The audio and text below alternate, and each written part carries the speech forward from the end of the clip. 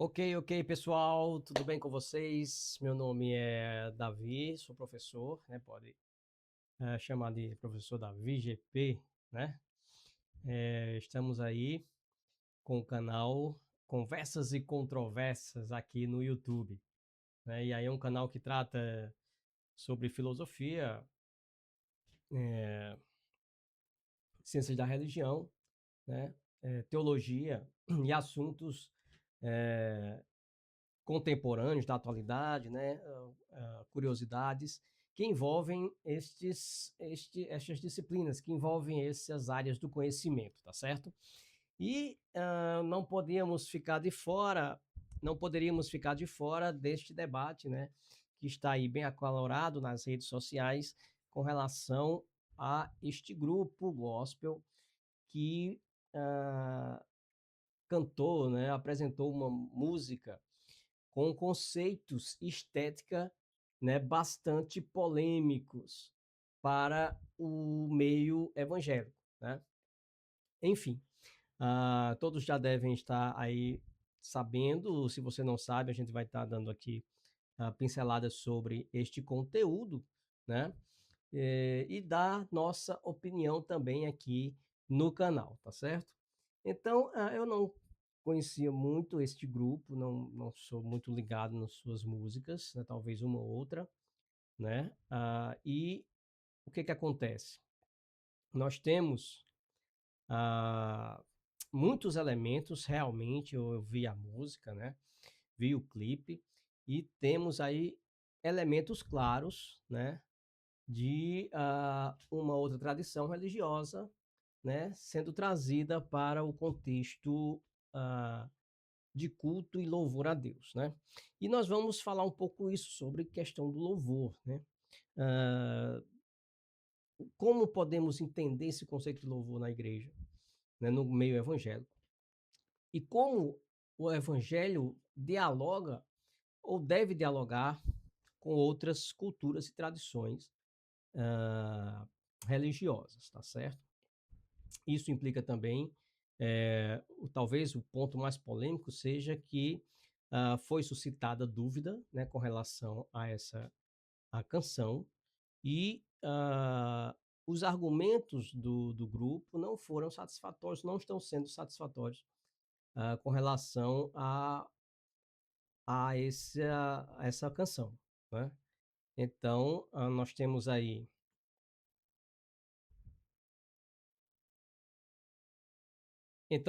aí o Coletivo Candeeiro, né, que é a banda, o grupo, né, que se dispôs a desenvolver essa música. Primeiro, com certeza, temos aí uma tentativa de polemizar, sim, e gerar movimento nas redes, né? Então, coisas desse tipo trazem muito likes, muitos views, colocam o grupo no centro dos comentários, né? Mas a que custo se dá tudo isso, né? Então, nós temos já vídeos na internet circulando, inclusive eu vou estar reagindo a um vídeo que eu encontrei aqui muito legal, né? Que é o vídeo do pastor, deixa eu dar uma olhadinha aqui, que é o vídeo do pastor Rodrigo Mocelin, né? Então, eu vou reagir a esse vídeo, você fique ligado aí no canal, né? Que a gente vai estar reagindo, que é um vídeo muito bom, né? E aí ele vai trazer um pouco do histórico desse grupo e do vocalista, por exemplo, que já demonstrou em entrevistas, né, uma atitude uh, politicamente, ideologicamente mais de cunho progressista, né, de esquerda, com relação a algumas opiniões que ele traz em algumas entrevistas, né? Então, é, vamos falar um pouco, né, sobre a questão hoje do louvor, né? Como nós devemos entender isso, né? E como saber diferenciar, né? Então, sem polemizar no sentido de trazer aqui algo que venha denegrir ambas as partes ou uma das partes, o que acontece é o seguinte: nós temos ambientes de culto no Brasil, né? E temos a lei e a legislação brasileira que defende a harmonia e também a pluralidade de culto e também a identidade de cada grupo, né? E de cada culto. Então, preserva-se a identidade e desde que uma não viole a outra, não agrida, né? Então, o diálogo, ele existe, né? E deve existir, o entendimento, desde que não ultrapasse os limites, né? Nós temos as igrejas evangélicas, por exemplo, que eh, originalmente o pentecostalismo, né, ele já traz em si grande, grande percentual da tradição afro-brasileira, né, da tradição africana em seus cultos, né? Então, geralmente, igrejas pentecostais, elas já têm em si muita coisa em comum com os rituais e cultos da afro, né? Isso foi incorporado por eles, né, desde muito tempo, e muito do que se praticava antes mudou a linguagem até que se voltou contra, né, de certa forma, o afro, as religiões como Umbanda, Candomblé.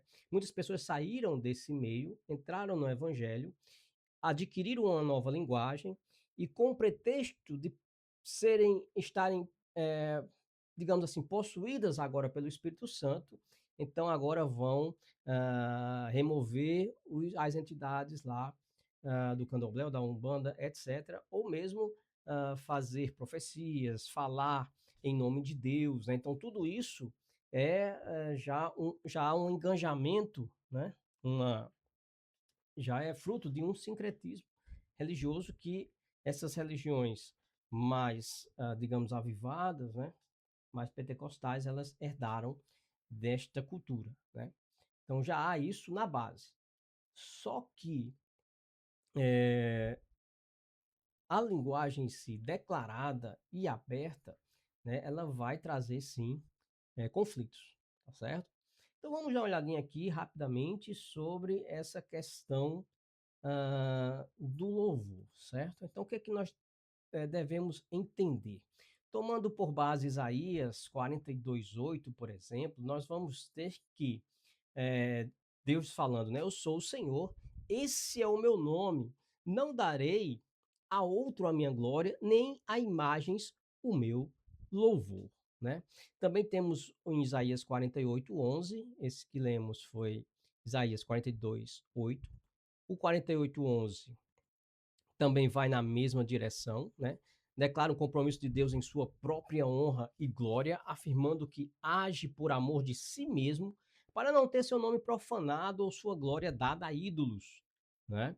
Então, ele vai dizer o seguinte: por amor, na versão Almeida Corrigida Fiel, por amor de mim o farei, porque como seria profanado o meu nome e a minha glória não a darei a outro. Então, versículos também como outro verso importante é Salmos, queremos tratar aqui, né, um texto bíblico importante. Os céus proclamam a glória de Deus, o firmamento anuncia as obras das suas mãos, né? Temos esse verso também muito forte. Além de Romanos 11:36, né? Porque dele, por ele, para ele são todas as coisas. Glória, pois, a ele eternamente. Amém, né? Então a gente vê o seguinte, numa máxima geral das escrituras, a gente entende que Deus é soberano, ele é o único Deus, não existe outro Deus além de Deus, na visão judaico-cristã, né? Então, todo bem e mal é atribuído a Deus e Deus ele recebe toda a adoração e todo o louvor da criação. Deus não criou, não fez a existência para além da sua glória, né? Então, tudo, cada elétron deste mundo, cada átomo, cada ser vivo existe, vive, cresce, morre, age no mundo para a glória de Deus, para louvor da glória de Deus. E Deus não dá isso a seu ninguém, né? Então, o cara lá que está no show de rock, por exemplo, né, eu digo rock, que existem vários assim, grupos, dizendo que louva Satanás, não sei o quê, não sei o quê, na verdade está louvando a Deus, né? Porque Deus recebe tudo como louvor, né? Isso é uma máxima suprema, é uma máxima soberana da Bíblia, né? Como a gente tem que entender. Se Deus é soberano, ele é criador de todas as coisas. Isso é uma máxima que todas as doutrinas e outras máximas elas têm que se adequar a ela. Então Deus recebe todo o louvor, tá? Independente dele ser direto ou consciente ou inconsciente, né? Então não adianta o cara estar dizendo que louva ou canta para fulano, ou para cicrano, ou para beltrano, não. Deus em si, ele vai receber tudo isso, não vai dar ninguém. E não existe ninguém, outro ninguém para receber, além de Deus, né? Percebe? Então, não há outros deuses para além de Deus. Então, somente Deus recebe tudo. Agora, há o filtro aí, vem a segunda parte, né? A consciência desse louvor, né? A efetiva homenagem a Deus, consciente do coração livre humano, né? Da liberdade humana. Aí vem outra questão, né? E outra, muitas músicas nas igrejas, elas são músicas para os seres humanos, né? São cantadas, né, músicas de vitória, músicas de é, empoderamento, né? Músicas que levam as pessoas ao êxtase, né? A, ao positivismo evangélico, né? Muitas vezes. Então, também são músicas que não são direcionadas especificamente para um louvor consciente a Deus, né? Embora Deus receba todas as músicas, todas, né? Agora, há esse querer de Deus ser louvado pelo seu povo de forma efetiva e consciente, certo? Então, temos isso. Então, uma coisa é Deus, entendermos que tudo louva a Deus, independente de qualquer coisa. Outra coisa é o louvor consciente. E esse louvor consciente dentro de uma estrutura simbólica daquela linguagem, daquela narrativa religiosa específica, né? No caso aqui, o evangelho. Então, quando você vem com elementos são claros, que estão no clipe, é, culturais, porque o evangelho ele tem essa proposta, o cristianismo, de ser acultural, né? É uma proposta acultural, mas é uma linguagem que vai para a cultura. Ela não absolve as culturas, né? Ela, ela se entende nas culturas, né? É isso a diferença, né? Da aculturação. Entender as culturas e implementar o evangelho. E não trazer as culturas para dentro do evangelho.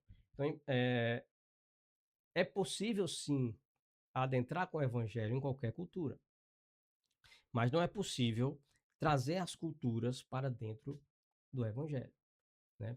Há um padrão, existe um padrão, existe as normas, as regras, né?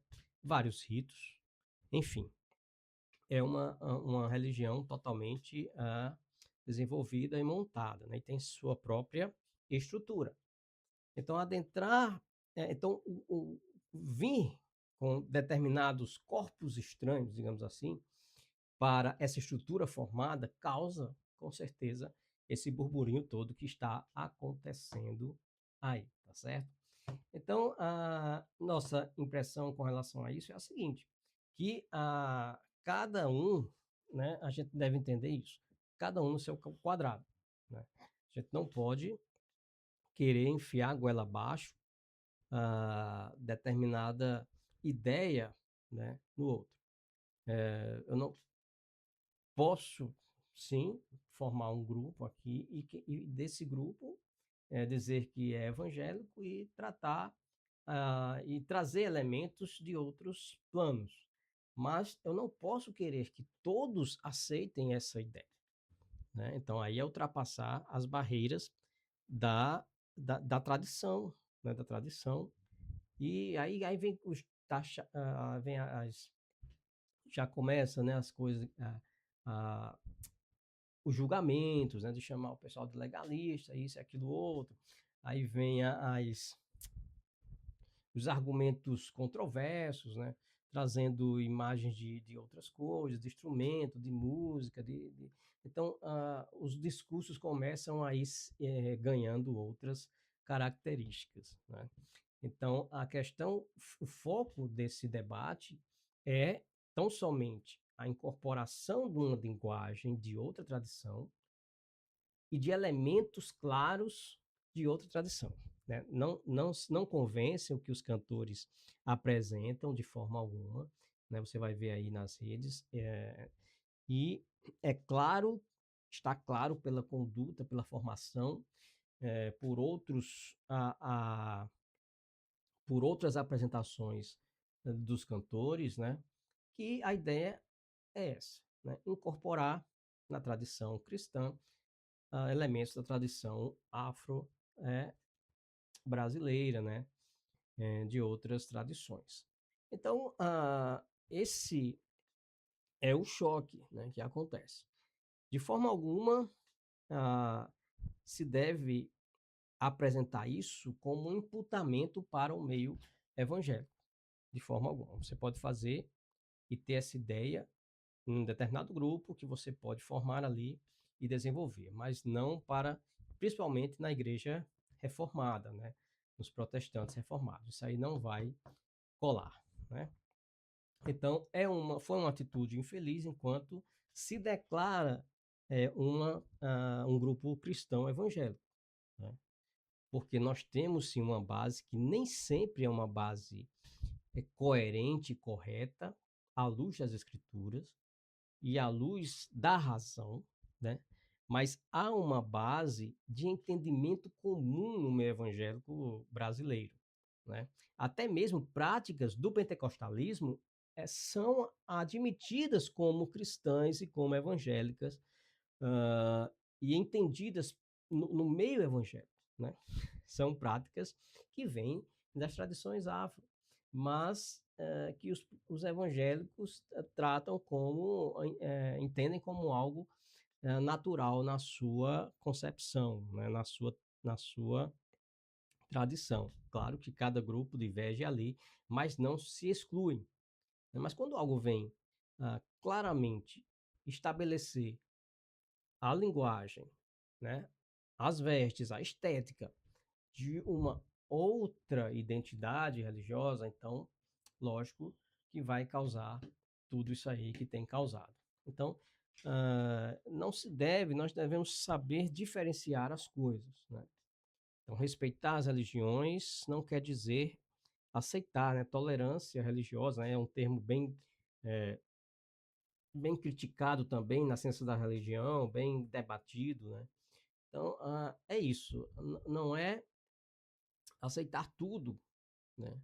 Mas é conversar, ter diálogo, entender o outro, mas não querer invadir, né, o campo do outro de forma brusca, assim, né?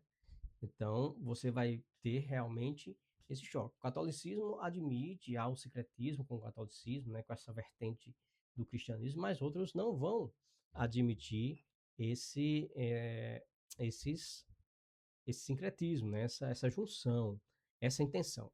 Então, onde há dúvida, né, não há o espírito, né? O espírito ele não deixa dúvida. Nosso espírito testifica trazendo para o âmbito mais sobrenatural, né, mais subjetivo. A Bíblia diz que nosso espírito testifica com o espírito do outro de que somos filhos de Deus. Então, quando algo choca ou causa dúvida, então é normal que a maioria, né, a grande parte vai causar, na grande maioria, essa rejeição, né, essa repulsa, né, por determinada música, determinada atitude, né, que possa estar ocorrendo, tá?